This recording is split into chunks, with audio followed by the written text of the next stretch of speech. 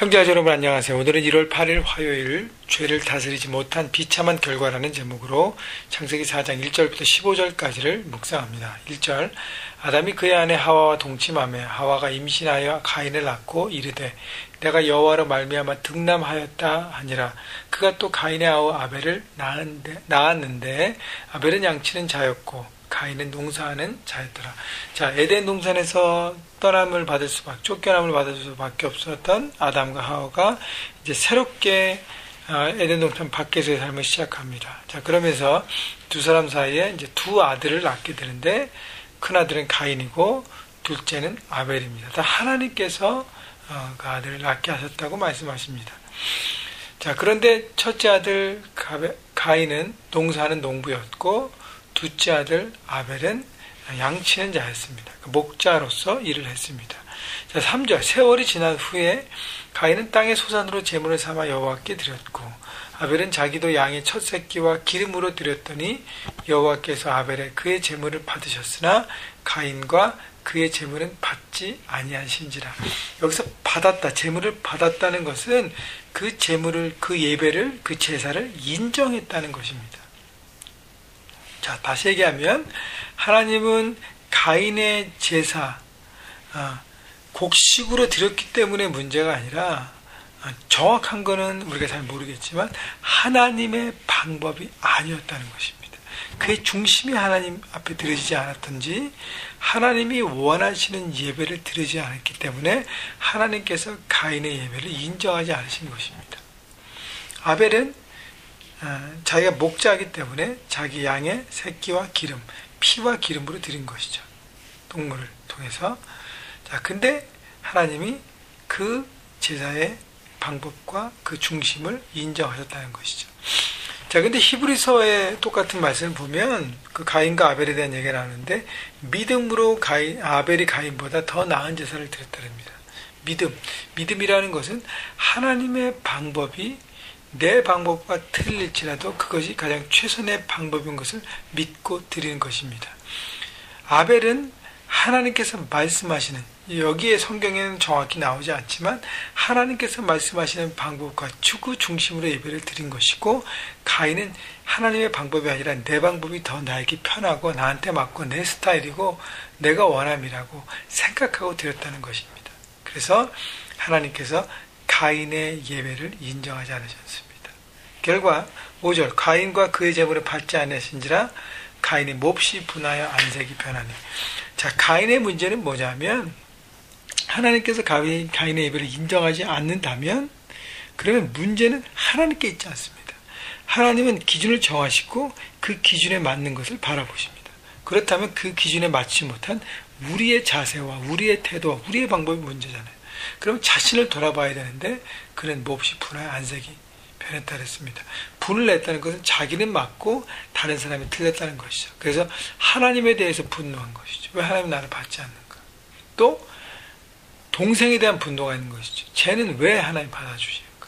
그래서 자기 위에 모든 것에 분노했던 가인의 잘못이 여기서 나타나는 것이죠. 6절 여호와께서 가인에게 이르되 내가 분하여함은 어찌 됨이며 안색이 변함은 어찌 됨이냐. 내가 선을 행하면 어찌 낯을 들지 못하겠느냐. 선을 행하지 아니하면 죄가 문에 엎드려져 있느니라.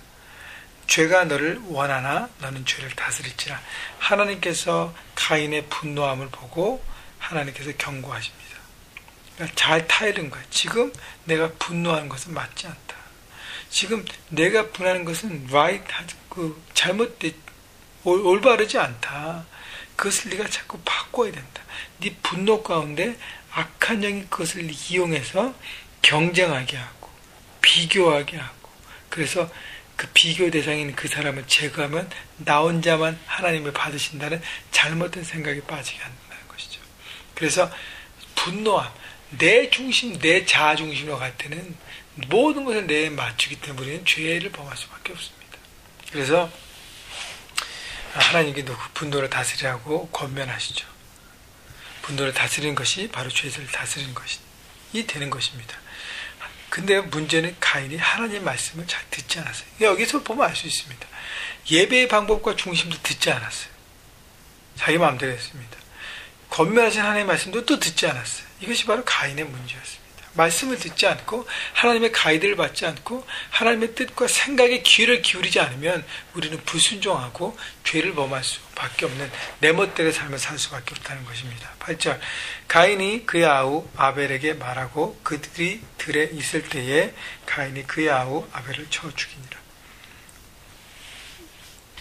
가인은 아벨을 들러 데려나갔습니다. 거기에는 하나님이 없다고 생각했나 봐요. 몰래 죽여도 된다. 근데 여호와께서 가인에게 이르시되 내 아우 아벨이 어디 있느냐.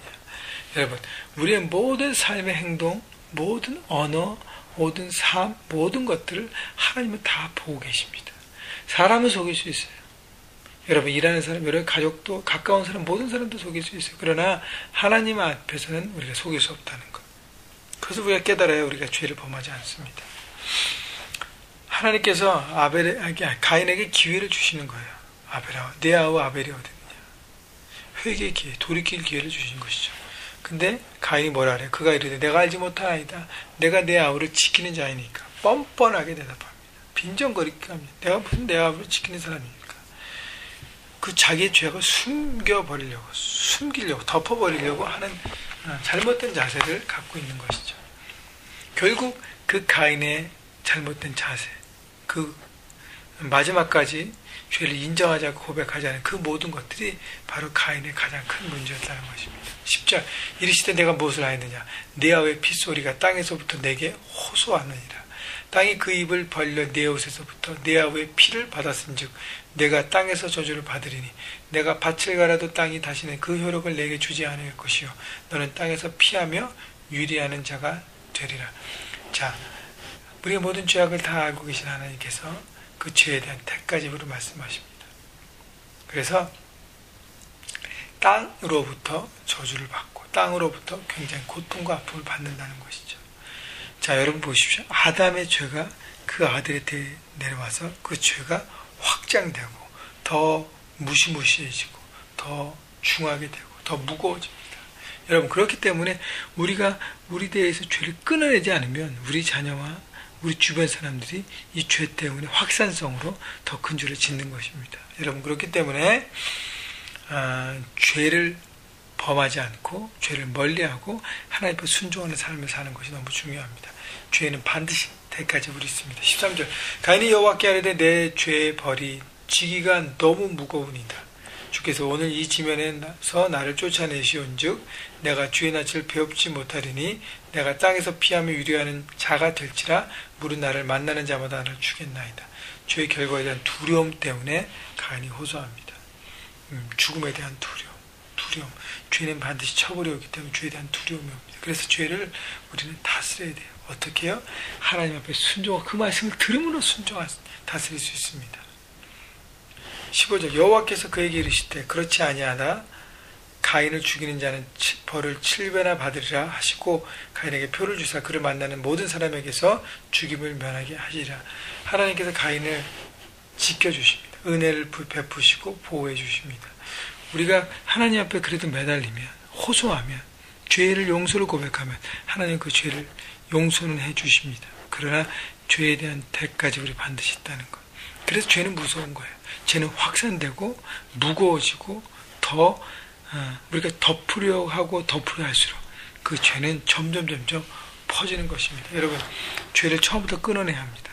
2013년 여러분 삶 가운데 죄를 다스리는 하나가 되게 하시고 그래서 하나님께 더 집중하고 하나님의 더 말씀에 귀를 기울이고 하나님의 그 뜻에 순종하고 그 뜻에 여러분의 마음을 이렇게 맞추어가는 하나님께 설득당하는 그래서 하나님의 앞에 존귀한 삶을 살아가시는 에덴을 회복하고 하나님 나라를 이뤄가는 여러분 모두가 되시기를 주님의 이름으로 축복합니다.